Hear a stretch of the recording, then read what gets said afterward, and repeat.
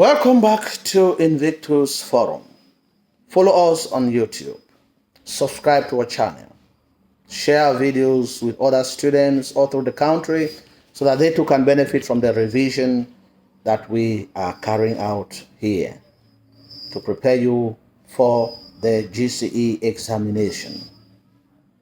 The next question we are going to answer is, our actions determine our fate. Here, candidates are expected to show how the actions carried out by certain individuals determine the outcome of what happens to them in the text. In Across the Mongolo, Menyinka cuts plantain leaves near the ancestral shrine, knowing well how important the ancestral and sacred the ancestral shrine is to the family, because that is where the skulls of the ancestors are kept for worship. And the fate of her action is that her husband gives her a sound beating. During Ngwe's journey to Bisadi, and they arrive at the river Mongolo, Ngwe decides to go down to admire the beauty of River Mongolo, which he has heard so much about in his history lessons. The gendarme officer believes that Ngwe is trying to evade control, and when he speaks to Ngwe, Ngwe speaks to him in English, making the gendarme officer to be furious because he believes that Ngwe had insulted him. The consequence of his action is that he is joined in the humiliation that had been given to the old man as the gendarme asked him to sit on the ground. The students of the University of Bisadi have been waiting for the publication of the second list for scholarship, which is not forthcoming. And there are rumors circulating that scholarship money had already been disbursed, but the rector, Dr. Mbelape, had embezzled the money. The Faculty of Law, that constitutes the bulk of students, leads a strike on campus, ransacking, blocking routes, burning cars, ransacking food from the resto. And the consequence is immediate.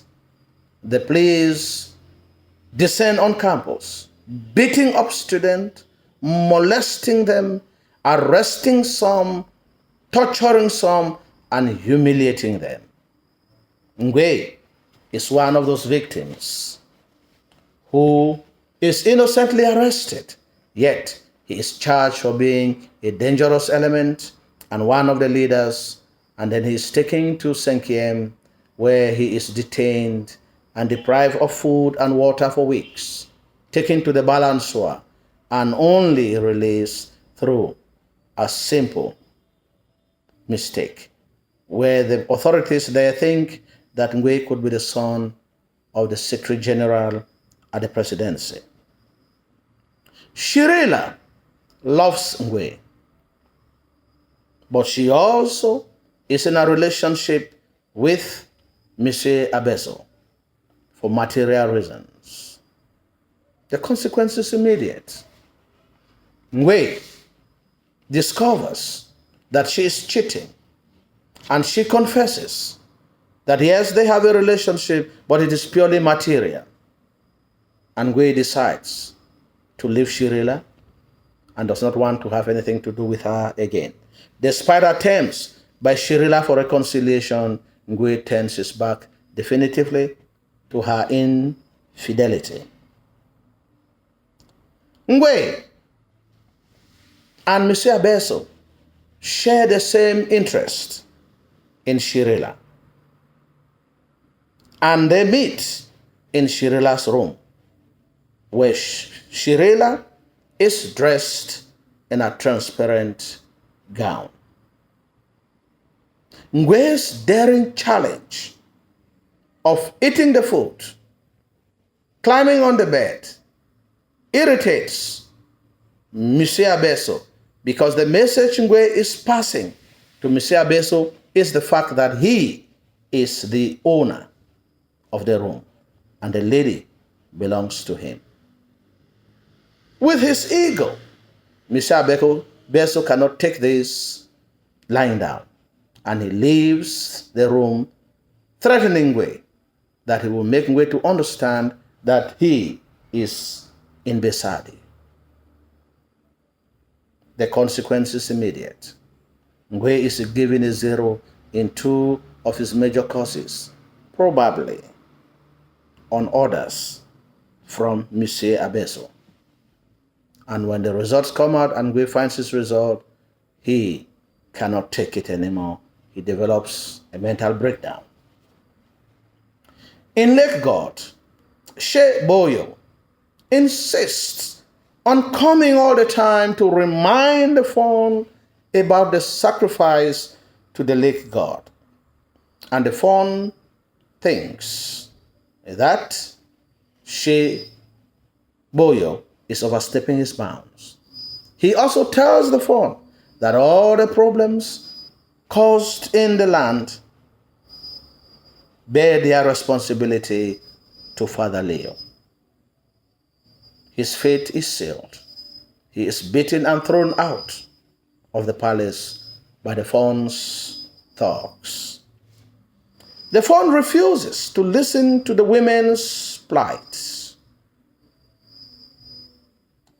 The women come with Dewa tied on a stick, complaining that their crops have been destroyed by village cattle at Ngamba, and they want the cattle rearers to be sent out of the community.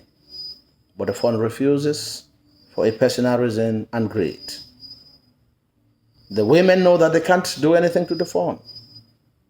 They refuse to collect the money which he wants to give to them as compensation, which is disguised bribe. They also insist that the fawn will take a new wife and give them an heir.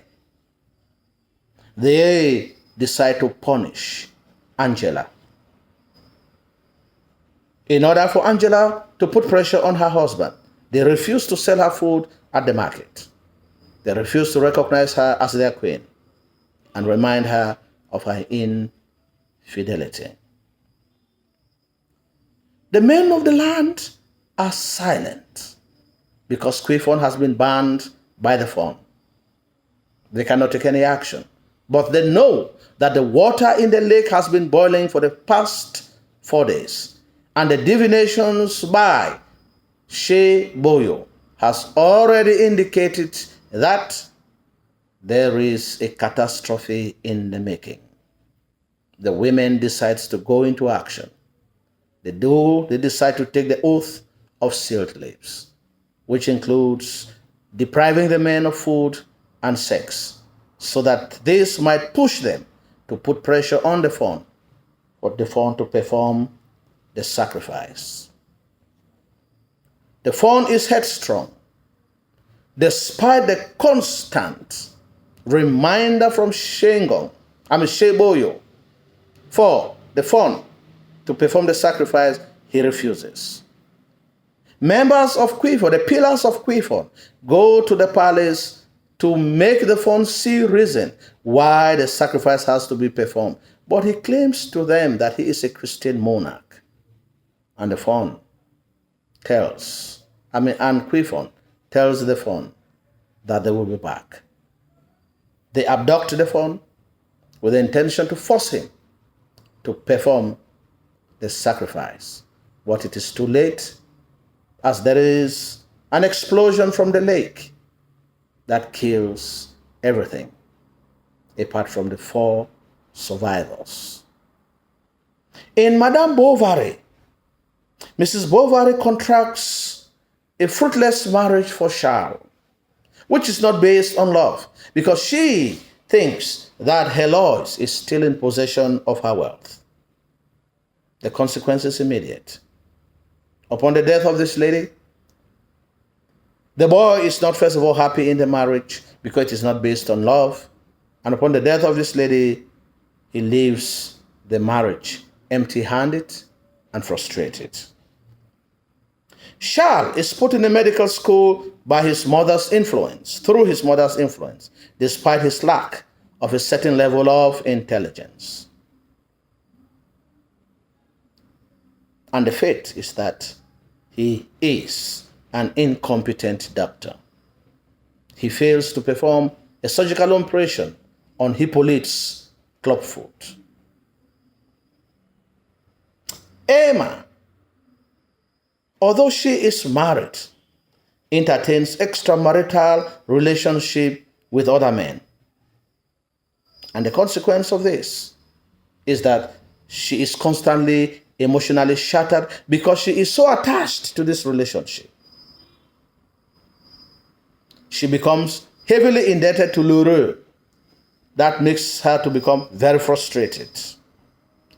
And because she is unable to pay her debts, the frustration reaches its peak and she commits suicide. In A Walk in the Night, Michael Adonis takes up some time to ease himself, but his boss reproaches him for idling around. But he decides to speak back, forgetting that his boss is a white man. And the consequence is that he is summarily dismissed from his place of work, thereby taking him back to the road of unemployment. And this makes him to be very frustrated.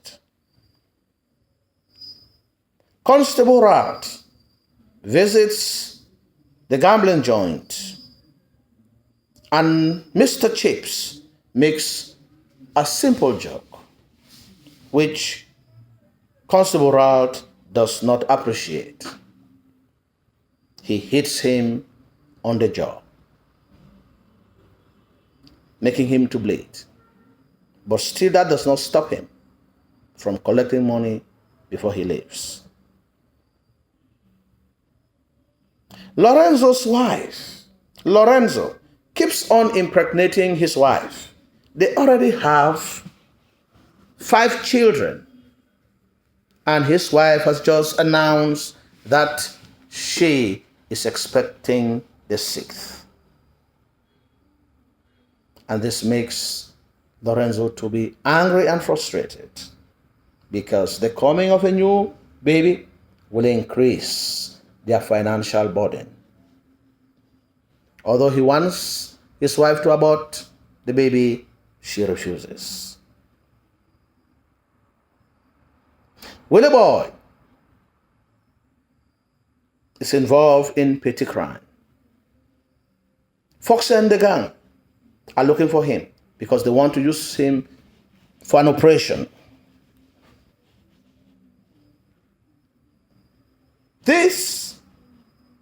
It is not the first time that Willie Boy had been shot. He had been shot many times, but he had survived. His visit to the apartment and his suspicious movement out in haste makes him to be branded as a prime suspect and the murderer of Uncle Dottie.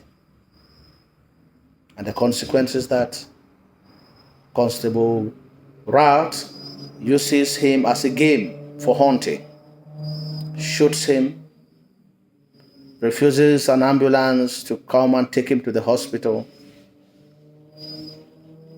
throws him behind the van with the intention to take him to the police station, and allows him to bleed to death while he spends time discussing with a roadside cigarette vendor. Thank you for watching. Follow us on our forum. Be part of this revision. Also share our videos to other students and send them the link for those who have the link. Thank you very much.